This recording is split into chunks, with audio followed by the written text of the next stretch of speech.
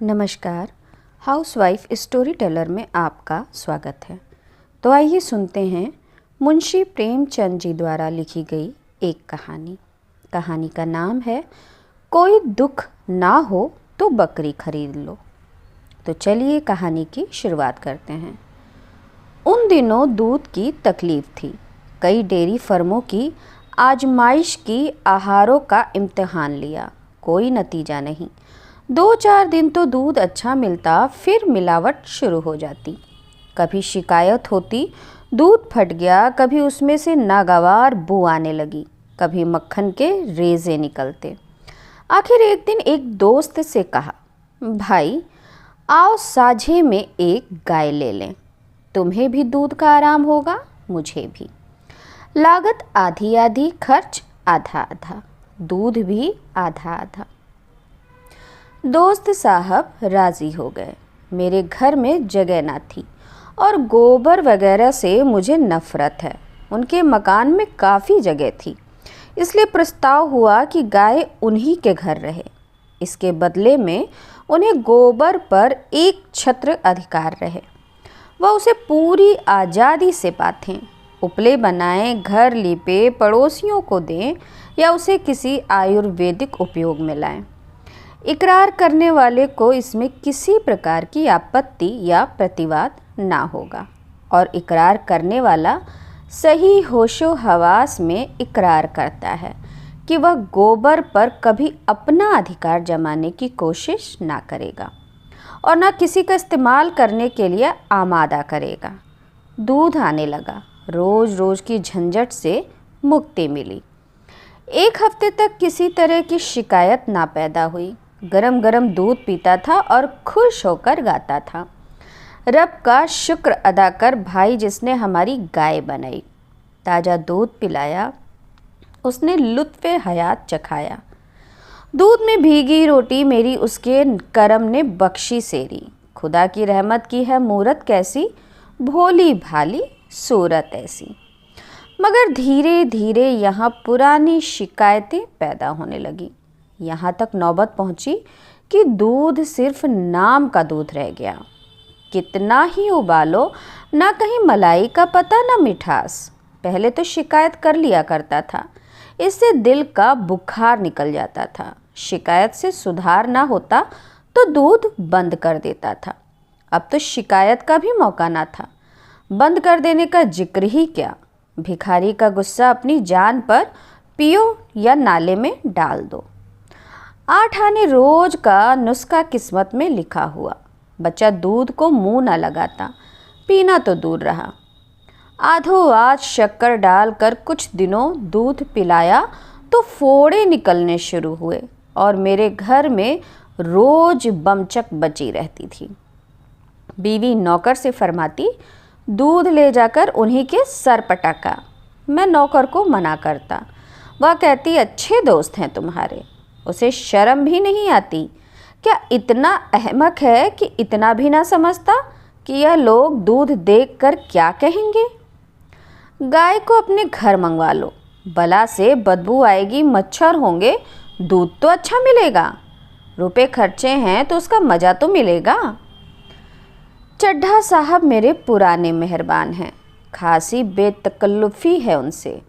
यह हरकत उनकी जानकारी में होती हो, यह बात किसी तरह गले के नीचे नहीं उतरती। या तो उनकी बीवी की शरारत है या नौकर की, लेकिन जिक्र कैसे करूं। और फिर उनकी बीवी से भी तो राह रस्म है। कई बार मेरे घर आ चुकी हैं। मेरी बीवी जी भी उनके यहाँ कई बार मेहमान बनकर जा चुकी हैं। क्या वह यकायक इतनी बेवकूफ़ हो जाएंगी? सरीहन आँखों में धूल झोंकेंगी। और फिर चाहे किसी की शरारत हो, मेरे लिए यह गैर मुमकिन था कि उनसे दूध की खराबी की शिकायत करता।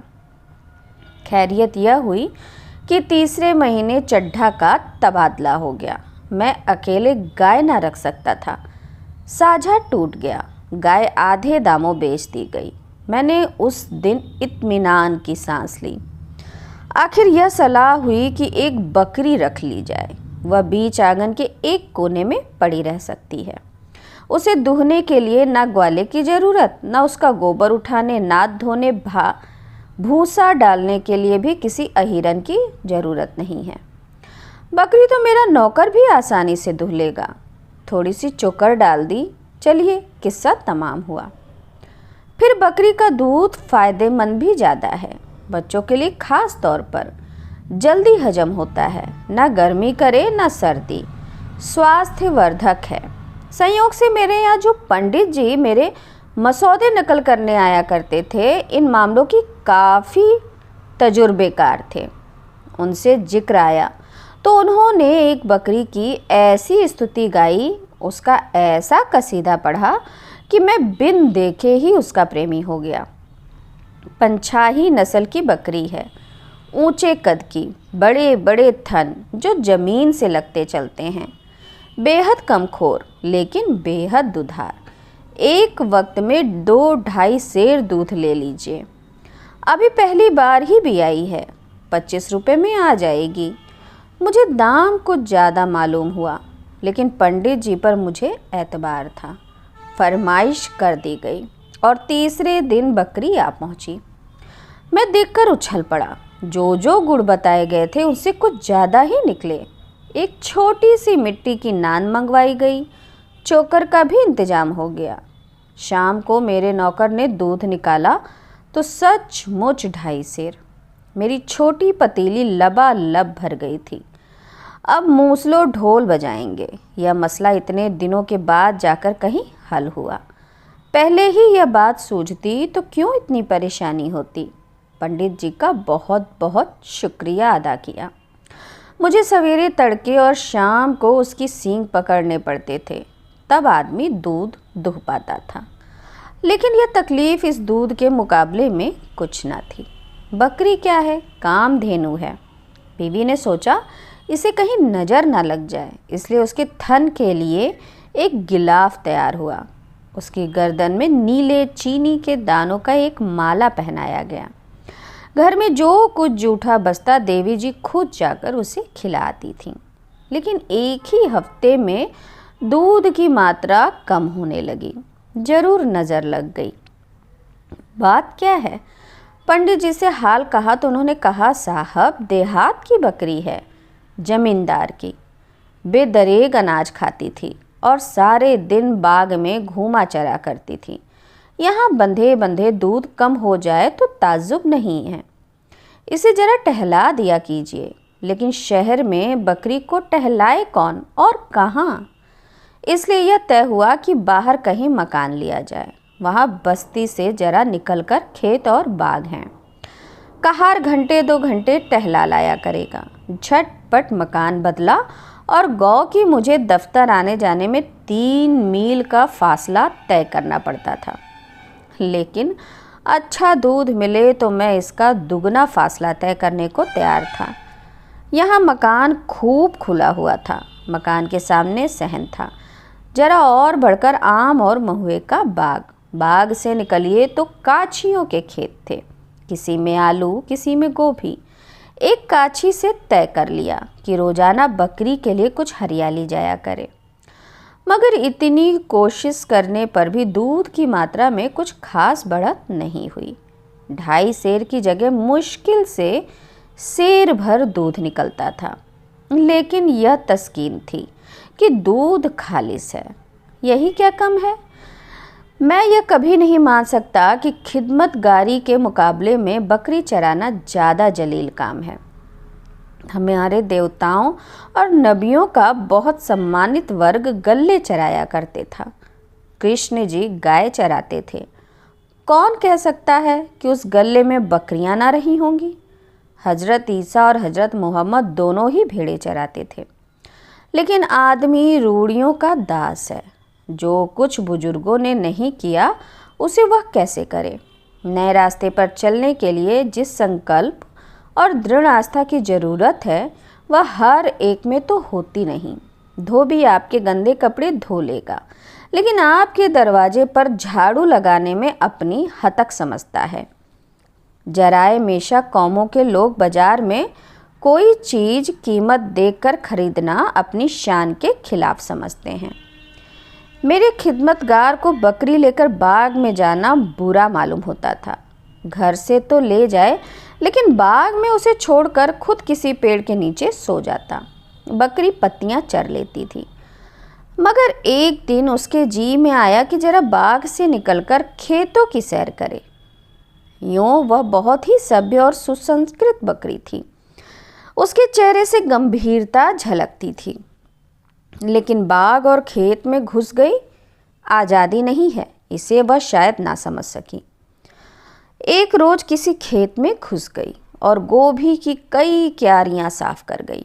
काछी ने देखा तो उसके कान पकड़ लिए और मेरे पास लाकर बोला, बाबूजी, इस तरह आपकी बकरी हमारे खेत चरेगी तो हम तो तबाह हो जाएंगे। आपको बकरी रखने का शौक है तो इसको बांध कर रखिए। आज तो हमने आपका लिहाज किया, लेकिन फिर हमारे खेत में गई तो हम या तो उसकी टांगें तोड़ देंगे या कानी हौज भेज देंगे। अभी वह अपना भाषण खत्म ना कर पाया था कि उसकी बीवी आ पहुंची और उसने इसी विचार को और भी जोरदार शब्दों में अदा किया। हाँ हाँ करती ही रही, मगर रांड खेत में घुस गई और सारा खेत चौपट कर दिया। इसके पेट में भवानी बैठे। यहाँ कोई तुम्हारा दबैल नहीं है। हाकिम होंगे, अपने घर के होंगे। बकरी रखना है तो बांध कर रखो, नहीं गला ऐंठ दूंगी। मैं भीगी बिल्ली बना हुआ खड़ा था। जितनी फटकार आज सहनी पड़ी उतनी जिंदगी में कभी ना सही। और जिस धीरज से आज काम लिया, अगर उसे दूसरे मौक़ों पर काम लिया होता तो आज आदमी होता। कोई जवाब नहीं सूझता था। बस यही जी चाहता था कि बकरी का गला घोट दूं और खिदमतगार को 150 हंटर जमाऊं। मेरी खामोशी से वह औरत भी शेर होती जाती थी। आज मुझे मालूम हुआ कि किन्हीं किन्हीं मौक़ों पर खामोशी नुकसानदेह साबित होती है। खैर, मेरी बीवी ने घर में यह गुल गापड़ा सुना तो दरवाजे पर आ गई तो हेकड़ी से बोली, तू कानी हौज पहुंचा दे और क्या करेगी? नाहक टर टर कर रही है घंटे भर से। जानवर ही है, एक दिन खुल गई तो क्या उसकी जान लेगी? खबरदार, जो एक बात भी मुंह से निकाली, क्यों नहीं खेत के चारों तरफ झाड़ लगा देती, कांटों से रूंध दे। अपनी गति तो मानती नहीं, ऊपर से लड़ने आई है। अभी पुलिस में इत्तला कर दें तो बंदे बंदे फिरो। बात कहने की शासनपूर्ण शैली ने उन दोनों को ठंडा कर दिया। लेकिन उनके चले जाने के बाद मैंने देवी जी की खूब खबर ली। गरीबों का नुकसान भी करती हो और ऊपर से रौब जमाती हो, इसी का नाम इंसाफ है। देवी जी ने गर्वपूर्वक उत्तर दिया। मेरा एहसान तो ना मानेंगे कि शैतानों को कितनी आसानी से भगा दिया। लगे उल्टे डांटने। गंवारों को राह बतलाने का सख्ती के सिवा दूसरा कोई तरीका नहीं। सज्जनता या उदारता उनकी समझ में नहीं आती। उसे यह लोग कमजोरी समझते हैं और कमज़ोर को कौन नहीं दबाना चाहता। खिदमतगार से जवाब तलब किया तो उसने साफ कह दिया, साहब, बकरी चराना मेरा काम नहीं है। मैंने कहा, तुमसे बकरी चराने को कौन कहता है? जरा उसे देखते रहो, करो कि किसी खेत में ना जाए, इतना भी तुमसे नहीं हो सकता। मैं बकरी नहीं चरा सकता साहब, कोई दूसरा आदमी रख लीजिए। आखिरी में मैंने खुद शाम को उसे बाग में चराने का फैसला किया। इतने जरा से काम के लिए क्या आदमी रखना, मेरी हैसियत से बाहर था ये। और अपने इस नौकर को जवाब भी नहीं देना चाहता था, जिसने कई साल तक वफादारी से मेरी सेवा की थी और ईमानदार था। दूसरे दिन दफ्तर से जरा जल्द आया और चटपट बकरी को लेकर बाग में जा पहुंचा। जोड़ों के दिन थे, ठंडी हवा चल रही थी, पेड़ों के नीचे सूखी पत्तियां गिरी हुई थीं। बकरी एक पल में वह जा पहुंची। मेरी दलेल हो रही थी, उसके पीछे पीछे दौड़ता फिरता था। दफ्तर से लौटकर जरा आराम किया करता था। आज यह कवायद करनी पड़ी, थक गया, मगर मेहनत सफल हो गई। आज बकरी ने कुछ ज़्यादा दूध दिया। यह ख्याल आया, मगर सूखी पत्तियां खाने से दूध की मात्रा बढ़ गई तो यकीनन हरी पत्तियां खिलाई जाएं तो इससे कहीं बेहतर नतीजा निकले। लेकिन हरी पत्तियां आए कहाँ से? पेड़ों से तोड़ूं तो बाग का मालिक जरूर ऐतराज करेगा। कीमत देकर हरी पत्तियां मिल ना सकती थीं। सोचा क्यों एक बार बांस के लगे से पत्तियां तोड़े। मालिक ने शोर मचाया तो उससे आरजू मिन्नत कर लगे। राजी हो गया तो खैर नहीं देखी जाएगी। थोड़ी सी पत्तियां तोड़ लेने से पेड़ का क्या बिगड़ जाता है। चुनाचे एक पड़ोसी से एक पतला लंबा बांस मांग लाया, उसमें एक आकुस बांधा और शाम को बकरी को साथ लेकर पत्तियां तोड़ने लगा। चोर आंखों से इधर उधर देखता जाता था, कहीं मालिक तो नहीं आ रहा है। अचानक वही काछी एक तरफ से आ निकला और मुझे पत्तियां तोड़ते देखकर बोला, ये क्या करते हो बाबूजी? आपके हाथ में यह लग्गा अच्छा नहीं लगता। बकरी पालना हम गरीबों का काम है कि आप जैसे शरीफों का।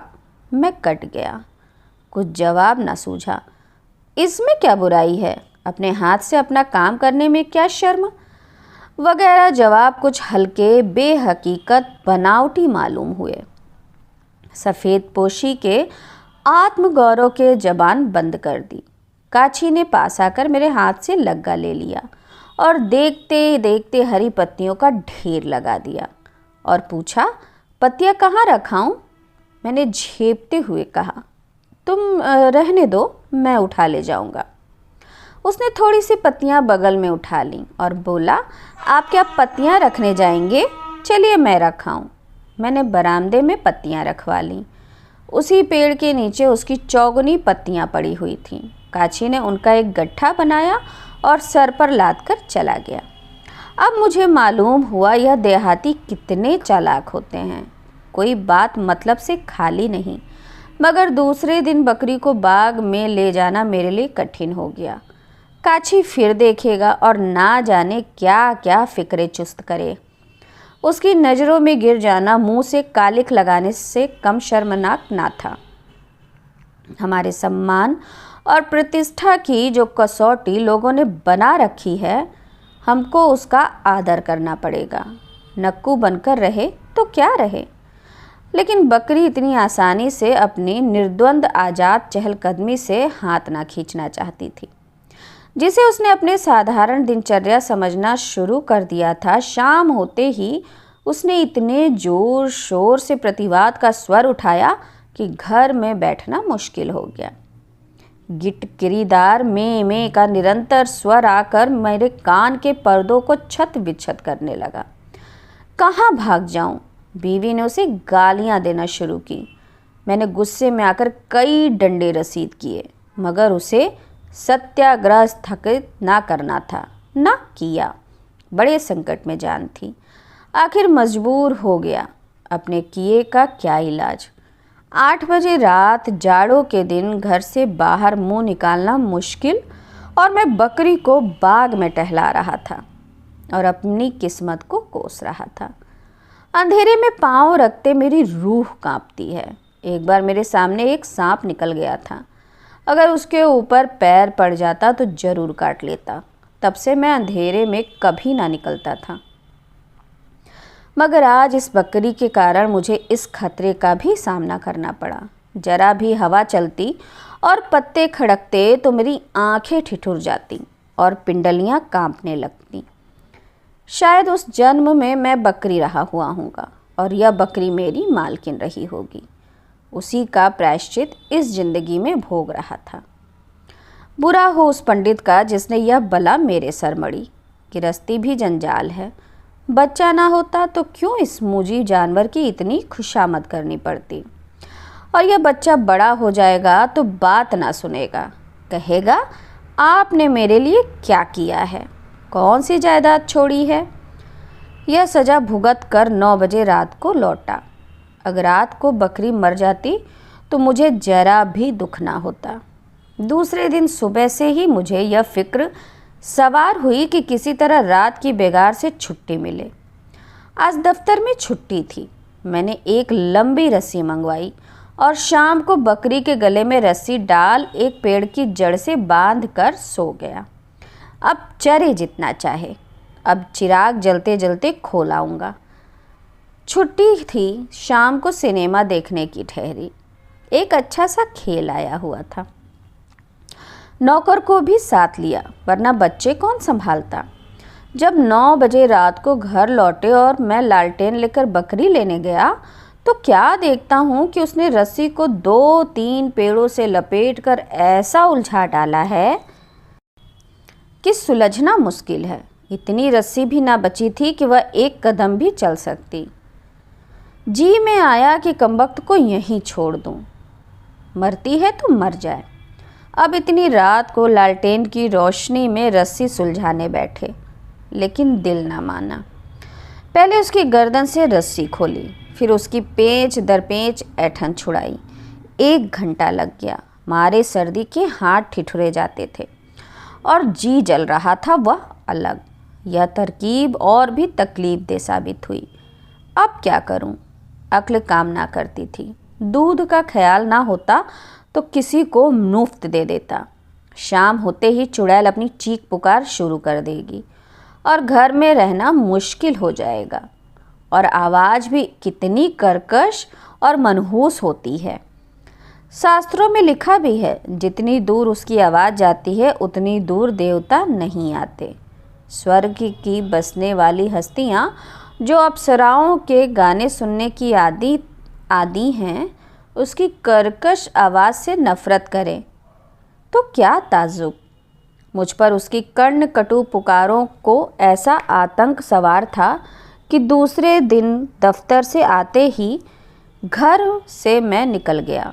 लेकिन 1 मील निकल जाने पर भी ऐसा लग रहा था कि उसकी आवाज़ मेरा पीछा किए चली आती है। अपने इस चिड़चिड़ेपन पर शर्म भी आ रही थी। जिसे एक बकरी रखने की भी सामर्थ्य ना हो, वह इतना नाजुक दिमाग क्यों बने। और फिर तुम सारी रात तो घर से बाहर रहोगे नहीं। 8 बजे पहुंचोगे तो क्या वह गीत तुम्हारा स्वागत ना करेगा? सहसा एक नीची शाखों वाला पेड़ देखकर मुझे बरबस उस पर चढ़ने की इच्छा हुई। सपाट तनों पर चढ़ना मुश्किल होता है। यहाँ तो 6-7 फुट की ऊंचाई पर शाखें फूट गई थीं। हरी हरी पत्तियों से पेड़ लदा खड़ा था और पेड़ भी था गूलर का, जिसकी पत्तियों से बकरियों को खास प्रेम है। मैं इधर 30 साल से किसी रुख पर चढ़ा नहीं, वह आदत जाती रही। इसलिए आसान चढ़ाई के बावजूद मेरे पांव कांप रहे थे। पर मैंने हिम्मत ना हारी और पत्तियों को तोड़ तोड़ कर नीचे गिराने लगा। यहाँ अकेले मैं कौन मुझे देखता कि पत्तियाँ तोड़ रहा हूँ। अभी अंधेरा हुआ जाता है। पत्तियों का एक गट्ठा बगल में दबाऊंगा और घर पहुँचूंगा। अगर इतने पर भी बकरी ने कुछ ची चपड़ की तो उसकी शामत ही आएगी। मैं अभी ऊपर ही था कि बकरियों और भेड़ों का एक गोल ना जाने किधर से आ निकला और पत्तियों पर पिल पड़ा। मैं ऊपर से चीख रहा हूँ मगर कौन सुनता है। चरवाहे का कहीं पता नहीं, कहीं दुबक रहा होगा कि देख लिया जाऊंगा तो गालियाँ पड़ेंगी।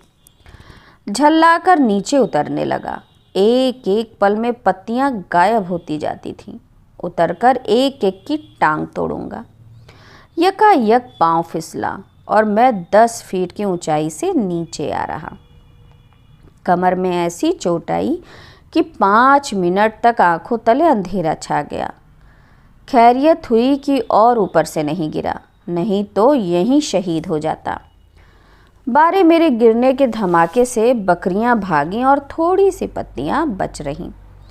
जब जरा होश ठिकाने हुए तो मैंने उन पत्तियों को जमा करके एक गट्ठा बनाया और मज़दूरों की तरह उसे कंधे पर रखकर शर्म की तरह छिपाए घर चला। रास्ते में कोई दुर्घटना ना हुई। जब मकान कोई 4 फलांग रहा तो मैंने कदम तेज किए कि कहीं कोई देख ना ले, तो वह काछी सामने से आता दिखाई दिया।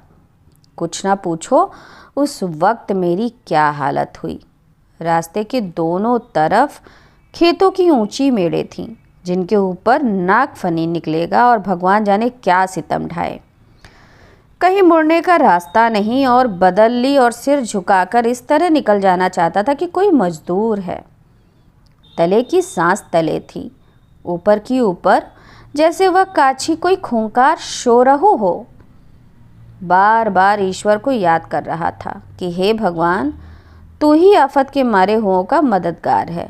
इस मरदूद की जबान बंद कर दे, एक क्षण के लिए इसकी आंखों की रोशनी गायब कर दे। आह, वह यंत्रणा का क्षण जब मैं उसके बराबर 1 गज के फासले से निकला। एक एक कदम तलवार की धार पर पड़ रहा था। शैतानी आवाज़ कानों में आई, कौन है रे, कहाँ से पत्तियाँ तोड़े लाता है। मुझे मालूम हुआ नीचे से ज़मीन निकल गई है और मैं उसके गहरे पेट में जा पहुँचा हूँ। रोए बर्छियाँ बने हुए थे, दिमाग में उबाल सा आ रहा था, शरीर को लकवा सा मार गया। जवाब देने का होश ना रहा। तेजी से 2-3 कदम आगे बढ़ गया, मगर वह ऐच्छिक क्रिया ना थी, प्राण रक्षा की सहज क्रिया थी कि एक जालिम हाथ गट्ठे पर पड़ा और गट्ठा नीचे गिर पड़ा। फिर मुझे याद नहीं क्या हुआ। मुझे जब होश आया तो मैं अपने दरवाजे पर पसीने से तर खड़ा था, गोया मिर्गी के दौरे के बाद उठा हूँ। इस बीच मेरी आत्मा पर उपचेतना का आधिपत्य था और बकरी की वह घृणित आवाज़, वह कर्कश आवाज़, वह हिम्मत तोड़ने वाली आवाज़, वह दुनिया की सारी मुसीबतों का खुलसा, वह दुनिया की सारी लानतों की रूह कानों में चुभी जा रही थी। बीवी ने पूछा, आज कहाँ चले गए थे? इस चुड़ैल को जरा बाग में ले जाओ, जीना मुहाल किया है इसने। घर से निकलकर कहाँ चली जाऊं समझ नहीं आ रहा। मैंने इत्मीनान दिलाया, आज चिल्ला लेने दो, कल सबसे पहला यह काम करूँगा कि इसे घर से निकाल बाहर करूँगा, चाहे कसाई को देना पड़े। और लोग ना जाने कैसे बकरियाँ पालते हैं। बकरी पालने के लिए कुत्ते का दिमाग चाहिए। सुबह को बिस्तर से उठकर इसी फिक्र में बैठा था कि इस काली बला से क्यों कर मुक्ति से मिले कि सहसा एक गड़रिया बकरियों का एक गल्ला चराता हुआ आ निकला। मैंने उसे पुकारा और उसे अपनी बकरी को चराने की बात कही। गड़रिया राजी हो गया, यही उसका काम था। मैंने पूछा, क्या लोगे? 8 आने बकरी मिलते हैं हुजूर। मैं 1 रुपया दूंगा, लेकिन बकरी कभी मेरे सामने ना आए। गड़रिया हैरत में रह गया। मरकही है क्या बाबूजी? नहीं नहीं, बहुत सीधी है, बकरी क्या मारेगी, लेकिन मैं उसकी सूरत नहीं देखना चाहता। अभी तो दूध देती है। हाँ हाँ, 1.5 सवा सेर दूध देती है। दूध आपके घर पहुंचा जाया करेगा। तुम्हारी मेहरबानी। जिस वक्त बकरी घर से निकली है, मुझे ऐसा मालूम हुआ कि मेरे घर का पाप निकला जा रहा है। बकरी भी खुश थी, गोया कैद से छुट्टी। गड़रिये ने उसी वक्त दूध निकाला और घर में रख कर बकरी को लिए चला गया। ऐसा बेगराज गाहक उसे जिंदगी में शायद पहली बार ही मिला होगा। 1 हफ्ते तक दूध थोड़ा बहुत आता रहा, फिर उसकी मात्रा कम होने लगी, यहाँ तक कि 1 महीना ख़त्म होते होते दूध बिल्कुल बंद हो गया। मालूम हुआ बकरी गाभिन हो गई है। मैंने जरा भी ऐतराज़ ना किया। काछी के पास गाय थी, उससे दूध लेने लगा। मेरा नौकर खुद जाकर दूध लाता। कई महीने गुजर गए। गड़रिया महीने में 1 बार आकर अपना रुपया ले जाता। मैंने कभी उससे बकरी का जिक्र ना किया। उसके ख्याल ही से मेरी आत्मा कांप जाती थी। गड़रिये को अगर चेहरे का भाव पढ़ने की कला आती होती तो वह बड़ी आसानी से अपनी सेवा का पुरस्कार दुगना कर सकता था। एक दिन मैंने दरवाजे पर बैठकर गड़रिये को अपनी बकरियों का गल्ला लाते हुए देखा। मैं उसका रुपया लाने अंदर गया कि क्या देखता हूँ, मेरी बकरी 2 बच्चों के साथ मकान में आ पहुँची। वह पहले सीधी उस जगह गई जहाँ बंधा करती थी, फिर वहाँ से आंगन में आई और शायद परिचय दिलाने के लिए मेरी बीवी की तरफ ताकने लगी। उन्होंने दौड़कर एक बच्चे को गोद में ले लिया और कोठरी में जाकर महीनों का जमा चोकर निकाल लाई और ऐसी मोहब्बत से बकरी को खिलाने लगी जैसे बहुत दिनों की बिछड़ी हुई सहेली आ गई हो। न वह पुरानी कटुता थी, न वह मनमुटाव। कभी बच्चे को चुमकारती थी, कभी बकरी को सहलाती थी और बकरी डांकड़ी की रफ्तार से चोकर उड़ा रही थी। तब मुझसे बोली, कितने खूबसूरत बच्चे हैं। हाँ, बहुत खूबसूरत। जी चाहता है एक पाल लूं। अभी तबीयत नहीं भरी। तुम बड़े निर्मोही हो। चोकर खत्म हो गया। बकरी इत्मीनान से विदा हो गई। दोनों बच्चे भी उसके पीछे फुदकते चले गए। देवी जी आंख में आंसू भरे यह तमाशा देखती रहीं। गडरिये ने चिलम भरी और घर से आग मांगने आया। चलते वक्त बोला, कल से दूध पहुंचा दिया करूंगा मालिक। देवी जी ने कहा, और दोनों बच्चे क्या पिएंगे? बच्चे कहाँ तक पिएंगे बहू जी? 2 सेर दूध अच्छा ना होता था, इस मारे नहीं लाया। मुझे रात को वह मर्मांतक घटना याद आ गई। मैंने कहा, दूध लाओ या ना लाओ तुम्हारी खुशी, लेकिन बकरी को इधर ना लाना। उस दिन से वह गडरिया नज़र ना आया, ना वह बकरी, और ना मैंने पता लगाने की कोशिश की। लेकिन देवी जी उसके बच्चों को याद करके कभी कभी आंसू बहा लेके रो लेती हैं। तो ये कहानी यहीं समाप्त हुई। आप लोगों से विनम्र निवेदन है कि मेरे चैनल को सब्सक्राइब करिए। नमस्कार।